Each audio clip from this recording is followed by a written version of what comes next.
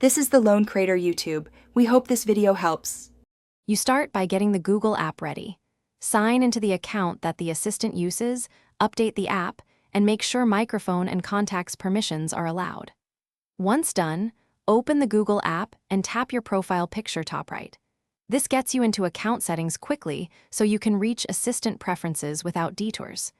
Make sure your phone is connected to Wi-Fi to speed any updates. Then tap Settings to move directly into Assistant Controls. For the name, now go to Settings, choose Google Assistant, then tap you or your info to find Personal Info. You'll see Nickname. Tap it and type the name you want the assistant to use when addressing you. Once entered, use the Listen or Preview option if available to confirm pronunciation. Adjust spelling until it sounds right. Make sure Save or Done is tapped.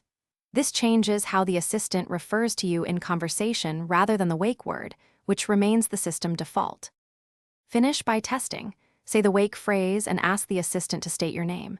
If it uses the old name, make sure the change saved and that you're in the same signed-in account.